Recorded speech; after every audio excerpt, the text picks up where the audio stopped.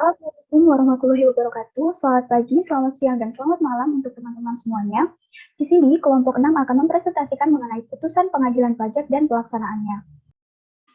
Jadi ini kayak kamu bayangkan sebagai dokter gitu loh, yang pernah Bapak kasih analoginya kan. Dokter itu sudah menganalisis, sudah menemukan diagnosa sakit pasiennya apa. Nah, kalau sudah ditemukan diagnosa sakitnya apa, maka si dokter akan mudah ngasih obatnya. Sama kayak kasus ini. Jadi keputusan itu diambil berdasarkan keyakinan hakim dari uji bukti yang terjadi di sidang. Di samping sesuai dengan aturan-aturan hukum dari berkas-berkas yang dipelajari tadi. Tapi kekuatan pembuktian dalam uji bukti itu di sinilah luar biasanya. Karena ujungnya dari perang pembuktian ini, dari uji bukti ini, hakim akan mengambil keputusan sesuai dengan keyakinannya. Nah, keyakinan itu subjektif. Sesuai dengan fakta-fakta yang terungkap di dalam persidangan. Dasar hukum yang dipakai yaitu Undang-Undang Republik Indonesia Nomor 14 Tahun 2002 tentang Pengadilan Pajak. Nah, apa itu putusan hakim? Jadi, suatu pernyataan yang dikeluarkan oleh hakim, baik dalam bentuk majelis maupun hakim tunggal, yang diberikan wewenang oleh undang-undang yang diucapkan di persidangan dan bertujuan untuk mengakhiri atau menyelesaikan suatu perkara atau sengketa para pihak. Fungsi dari putusan dibagi menjadi 3, yaitu kekuatan mengikat, kekuatan pembuktian, dan juga kekuatan eksekutorial. Apabila proses pembuktian yang dilakukan dalam persidangan dirasa sudah cukup, selanjutnya hakim majelis atau hakim tunggal akan menyusun putusan atas sengketa yang disidangkan. Putusan pengadilan pajak diambil berdasarkan hasil penilaian pembuktian dan berdasarkan peraturan perundang-undangan perpajakan yang bersangkutan serta berdasarkan keyakinan hakim. Putusan akan diambil berdasarkan musyawarah yang dipimpin oleh hakim ketua. Apabila majelis dalam musyawarah tidak mencapai kesepakatan, putusan akan diambil dengan suara terbanyak. Sebagai putusan akhir dan mempunyai kekuatan hukum tetap, maka putusan pengadilan pajak tidak dapat diajukan gugatan ke peradilan umum, peradilan tata usaha negara, atau badan peradilan lain, kecuali putusan berupa tidak dapat diterima yang menyangkut kewenangan atau kompetensi. Yang kedua, pengadilan pajak dapat mengeluarkan putusan sela atas gugatan berkenaan dengan permohonan menunda atau menghalangi dilaksanakannya penagihan pajak. Yang ketiga, pihak-pihak yang bersengketa dapat mengajukan peninjauan kembali atas putusan pengadilan pajak kepada Mahkamah Agung. Syarat sahnya putusan diatur di dalam pasal 83 ayat 1 Undang-Undang Pengadilan Pajak, di mana keputusan tersebut harus diucapkan dalam sidang terbuka untuk umum. Yang kedua, diatur di dalam pasal 84 ayat 1 Undang-Undang Pengadilan Pajak, yang mana harus memuat ketentuan-ketentuan apabila tidak memuat salah satunya, maka dapat disidangkan kembali dengan pemeriksaan acara cepat. Ketentuan tersebut antara lain, yang pertama, kepala putusan berbunyi demi keadilan berdasarkan ketuhanan yang Maha Esa. Yang kedua, nama, tempat tinggal atau tempat kediaman, dan atau identitas lainnya dari pemohon banding atau penggugat. Yang ketiga, nama jabatan dan alamat terbanding atau tergugat. Yang keempat, hari, tanggal diterimanya banding atau gugatan. Yang kelima, ringkasan banding atau gugatan, dan ringkasan surat uraian banding atau surat tanggapan atau surat patahan yang jelas. Selanjutnya, pertimbangan dan penilaian setiap bukti yang diajukan dan hal yang terjadi dalam persidangan selama sengketa itu diperiksa.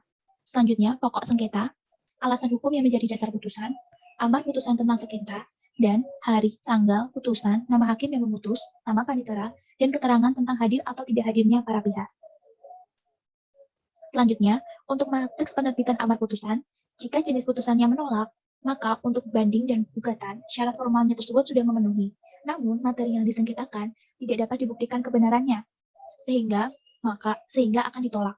Lalu, untuk jenis putusan mengabulkan sebagian atau seluruhnya, atas putusan pengadilan pajak yang mengabulkan sebagian atau seluruhnya, hanya atas banding, yang diatur dalam pasal 87 Undang-Undang Nomor 14 Tahun 2002 tentang Pengadilan Pajak.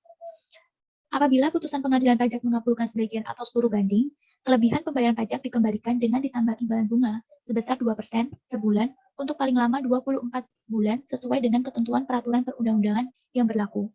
Selanjutnya, untuk jenis putusan menambah, maka akan menambah pajak yang harus dibayarkan. Untuk yang keempat, jenis putusan tidak dapat diterima, bahwa syarat formalnya tidak dapat terpenuhi, atau dapat dikatakan sengketanya bukan dialamatkan ke pengadilan pajak. Nomor 5, untuk jenis putusan membetulkan kesalahan tulis atau hitung, dapat dibetulkan dalam jangka waktu 30 hari sejak kekeliruan diketahui. Yang keenam, jenis putusan membatalkan, di mana membatalkan hasil pemeriksaan atas gugatan. Pelaksanaan putusan. Putusan ini sifatnya final, artinya dapat langsung dieksekusi atau dilaksanakan. Salinan putusan dikirim kepada para pihak dalam jangka waktu 30 hari sejak putusan diucapkan. Pelaksanaan putusan di KPP. Yang pertama atas banding. Diterbitkan dulu SKPPB. Kemudian apabila kurang bayar, maka dilakukan tindakan penagihan. Apabila lebih bayar, maka dilakukan pengembalian dengan menerbitkan SPNKP. Apabila nihil, maka dengan SKPPB saja. 2 itu atas gugatan. Diproses kembali sesuai dengan amar putusan. Ada 4 tanggal yang perlu diperhatikan. Ada tanggal diputus, tanggal diterima, tanggal dikirim, dan tanggal diucapkan. Tanggal diputus dan tanggal diucapkan ini dimuat pada halaman terakhir salinan putusan pada bagian pengajian. Di sini ada pengadilan pajak yang menjadi pokok sengketa adalah material, yaitu PPh, bahwa DJP berpendapat DPP dari wajib pajak adalah sebesar 23 miliar sekian, sedangkan menurut wajib pajak itu hanya sebesar 798 juta sekian. Nah, perbedaan ini disebabkan karena wajib pajak itu pertama mendirikan perusahaannya di tahun 2006, namun berpindah lokasi di tahun 2014 ke Salatiga. Jadi awalnya terdaftar di KPP Madya Bali, lalu di tahun 2014 dia pindah lokasi ke Salatiga. Menurut pemohon banding, yaitu menurut wajib pajaknya, di tahun 2014 itu dia tidak ada kegiatan komersial, dia tidak melakukan penjualan sehingga tidak dapat dikenai PP 46.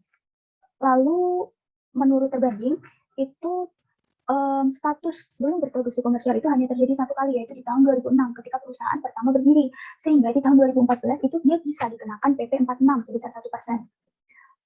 Di sini terjadi dissenting opinion, yaitu selisih pendapat antara hakim, bahwa Hakim Aryo Harmoko itu berpendapat di tahun 2014 itu dapat dikenakan PP 46, di mana hal ini sesuai dengan pendapat dari DJP, sedangkan 2 hakim lainnya itu setuju dengan pendapat dari pemohon banding, bahwasanya tidak dapat dikenakan PP 46. Sesuai dengan pasal 79 ayat 1 UU nomor 14 tahun 2002, apabila terdapat dissenting opinion ini akan dilakukan musyawarah dan diambil dengan suara terbanyak, sehingga majelis memutuskan untuk mengabulkan seluruhnya banding dari pemohon banding, sehingga DPP-nya sebesar 798 juta sekian, dan PPh terutang sebesar 23 juta sekian.